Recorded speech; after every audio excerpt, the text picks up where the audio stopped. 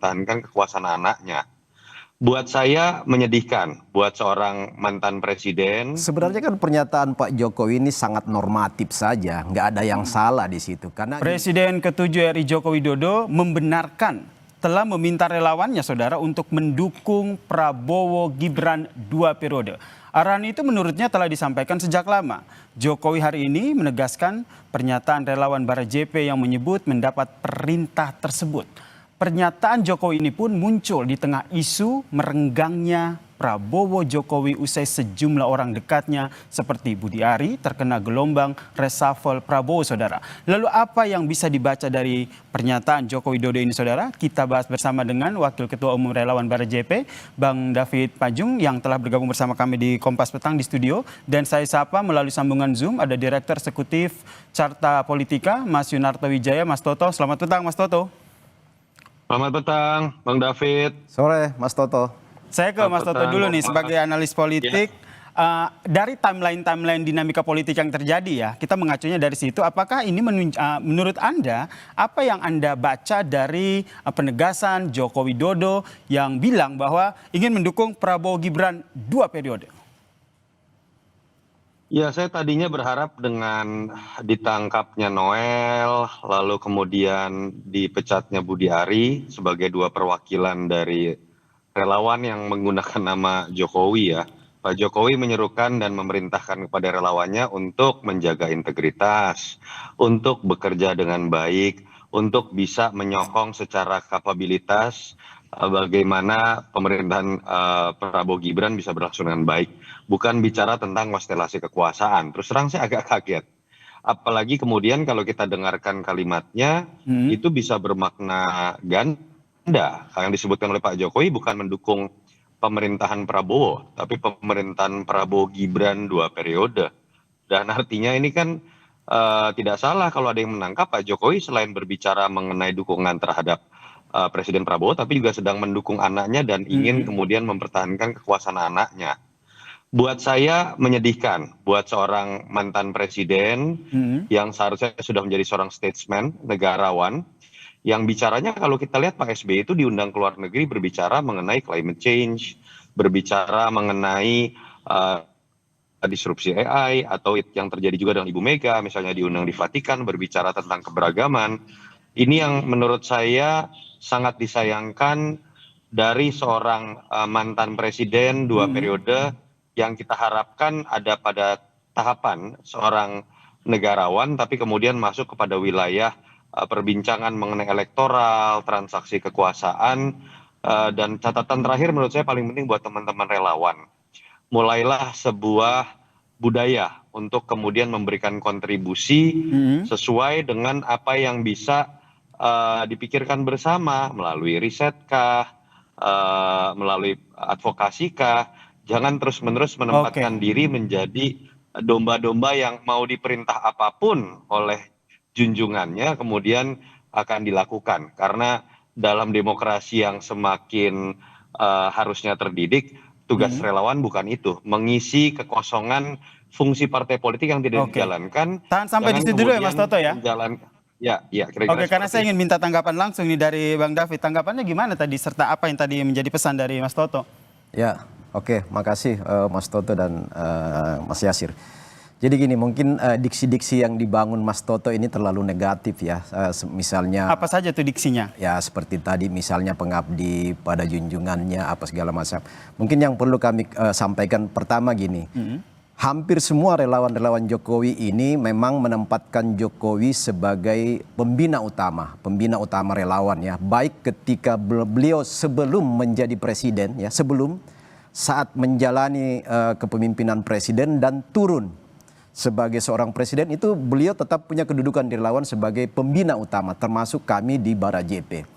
Nah, sebagai pembina utama ini tentu ada percakapan-percakapan, diskursus-diskursus yang terbangun dengan lembaga-lembaga atau relawan-relawan yang dibinanya itu, termasuk Bara JP sendiri, dalam perbincangan baik yang sifatnya bagaimana berkontribusi pada pemerintahan Prabowo Gibran maupun hal-hal yang mungkin bersentuhan dengan proyeksi-proyeksi kontestasi politik ke depan. Nah, yang dikutip media kan, yang termasuk apa yang disampaikan Mas Toto tadi ini soal kemungkinan kontestasi politik atau Pilpres 2029. Dan nggak ada yang salah yang disampaikan Pak Jokowi. Soal kita diinstruksikan mendukung pemerintahan Prabowo Gibran itu kan karena Pak Jokowi sangat sadar bahwa pemerintahan presiden dan wakil presiden itu satu paket utuh yang nggak boleh dipecah di tengah jalan, karena ketika dipecah di tengah jalan itu akan menimbulkan gejolak-gejolak bom waktu politik yang membuat energi bangsa ini akan hilang, capek mengurusi dinamika politik yang lepas dari kontrol. Sehingga maksud baik dari Pak Jokowi adalah tolong dibantu program-program pemerintah Prabowo Gibran sampai selesainya ya. Kalau 2 periode ini kan kita lihat dinamika ke depan. Tetapi bahwa kalau memungkinkan 2 periode diterima oleh rakyat dan direspon positif oleh masyarakat, maka nggak ada pilihan lain selain mendukung 2 periode Prabowo Gibran. Karena apa? Hanya Prabowo Gibran sampai hari ini yang senafas, sevisi dengan nawacita dan astacita. Oke, Bang David. Tadi juga Anda menyatakan bahwa ada yang ingin memecah begitu. Emang siapa ini dari Barajp sendiri melihat siapa yang ingin memecah? Loh, sekarang gini, isu-isu ijazah Jokowi, lalu kemudian seminggu terakhir ini polemik oleh satu oknum saja, Pak Suban, yang mengangkat atau menggugat keabsahan ijazah seorang Gibran itu. Ini kan bagian dari langkah-langkah politik untuk bagaimana mendelegitimasi pemerintahan 2-in-1 Prabowo Gibran ini untuk menyasar pada seorang wakil presiden. Padahal ini kan duet 2-in-1 yang nggak bisa ini harus finish untuk bagaimana mencapai Indonesia Emas 2045. Itu kepentingan Pak Jokowi adalah Indonesia Emas di bawah kepemimpinan Prabowo Gibran itu harus tercapai demi kebaikan bangsa ini, demi kesejahteraan rakyat Indonesia. Itu maksud positifnya. Berarti yang dimaksud juga dengan apa yang disampaikan oleh Joko Widodo ini juga sekaligus membantah bahwa hubungan Prabowo dan juga Jokowi ini tengah renggang begitu ya? Benar sekali. Jadi sebenarnya juga kalau bisa diinterpretasi dari pernyataan Pak Jokowi ini bahwa sebenarnya nggak ada masalah. Bahwa kemudian ada kawan-kawan seperti Noel yang terjerat masalah hukum, justru Pak Jokowi mengatakan silakan diproses hukum ya, kita ikuti perkembangan hukum. Lalu kemudian sahabat kami juga Mas Budi Ari ini katakanlah dicopot dari menteri. Ini kan semua hak prerogatif seorang Presiden Prabowo yang tentu ada pertama diskresi, yang kemudian yang kedua ada kalkulasi strategis dari seorang Presiden Prabowo untuk mengambil keputusan itu. Bukan ada pengaruh karena kedekatan Jokowi di situ ya. Tahan di situ. Saya ingin tanya ke Mas Toto. Mas Toto juga melihat yang sama, apa yang disampaikan oleh Joko Widodo ingin mendukung Prabowo Gibran 2 periode ini, sekaligus membantah bahwa hubungan Jokowi dan Prabowo ini sebenarnya baik-baik saja di tengah banyak menteri Joko Widodo yang di reshuffle oleh Prabowo. Itu urusan pribadinya Pak Jokowi dengan Pak Prabowo, tidak ada kaitan dengan masalah kebangsaan. Romantisme hubungan di antara Pak Prabowo dan Pak Jokowi biarkan mereka berdua yang tahu. Yang dibutuhkan oleh masyarakat bukan perdebatan romantisme seperti itu, gak ada gunanya. Mega dengan SBY seperti apa, Mega dengan Jokowi seperti apa, biarkan orang-orang di level atas ini yang kemudian mengetahui apa yang sedang terjadi. Yang saya ingin katakan adalah jangan kita menghabiskan waktu untuk hal-hal berbau konstelasi kekuasaan, padahal pemilunya masih 4 tahun lagi. Pak Jokowi bahkan sudah melampaui ketika berbicara mengenai 2 periode. Kalau tadi Mas David mengatakan untuk memastikan satu paket ini berlangsung, silahkan, itu tata negara dan saya ikut setuju mendukung. Bahwa kemudian alangkah baiknya dalam sistem presidensial jangan ada yang mengganggu presiden dan wakil presiden yang sudah terpilih. Tapi ketika diksi yang digunakan adalah 2 periode, itu kan secara tidak langsung fait accompli terhadap hasil pemilu 2029 dan pencalonan 2029. Padahal Pak Prabowo bisa memilih siapapun nanti calonnya. Dan tidak boleh ada yang kemudian fait accompli apa yang terjadi dalam konstelasi politik 2029. Yang kedua, lagi-lagi buat teman-teman relawan. Saya lebih berharap teman-teman relawan yang mengatasnamakan Jokowi ini bisa menjelaskan kepada publik, ikut memberikan kontribusi pertanyaan-pertanyaan misalnya terkait program. Apakah IKN akan berlanjut atau tidak? Ketika itu dianggap tadi sebagai bagian dari keberlanjutan, kemarin 14 triliun baru ditolak oleh DPR. Dan itu akan mengakibatkan keterlambatan menurut Menteri Basuki. Yang kedua, misalnya terkait dengan keresahan masyarakat terkait MBG. Pak Jokowi nggak pernah punya program MBG. Itu khas dari Pak Prabowo. Bagaimana kemudian teman-teman relawan Jokowi yang juga mendukung Prabowo merasionalisasikan dan menjelaskan hal tersebut. Bagaimana teman-teman bisa menjelaskan ternyata program Pak Jokowi tentang infrastruktur dengan Pak Prabowo memang berbeda. Karena Pak Prabowo tidak kemudian melibatkan penggunaan APBN yang terbukti sekarang banyak kemudian melahirkan utang dalam konteks karya-karya BUMN. Hal-hal seperti itu yang kalau kemudian dijelaskan dengan baik, bukan dalam konteks konstelasi kekuasaan, sudah bicara 2 periode, pada titik itulah relawan akan dilihat lebih memiliki sebuah kegunaan dibandingkan spekulasi bahwa relawan ujung-ujungnya juga hanya tentang ikut dalam kekuasaan. Komisaris BUMN, menjadi wakil menteri, atau menteri yang akhirnya akan mencoreng nama relawan termasuk nama Pak Jokowi yang digunakan oleh relawan tersebut. Mungkin itu aja sih. Bang David, menanggapi soal itu bagaimana? Dan sebenarnya kalau kita lihat di peta politik sendiri kan 2029 oke masih lama dan itu kan masih dinamis. Bagaimana Bara JP sendiri melihat atau Jokowi sendiri melihat bahwa nanti di 2029 tuh Prabowo bakal memilih Gibran lagi untuk menjadi wakil presidennya?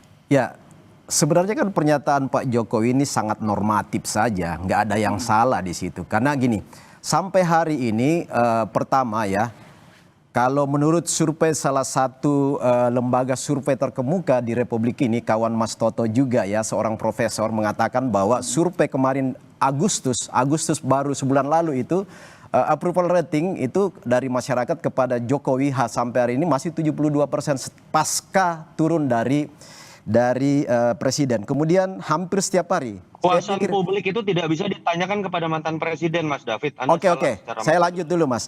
Kemudian hampir setiap hari di rumah Pak Jokowi itu masyarakat terus datang dan Pak Jokowi ini tetap profesor loh. Pak Jokowi sampai hari ini terus mendengar. Salah itu metodologinya. Oke, gini Mas, tunggu jangan dipotong dulu.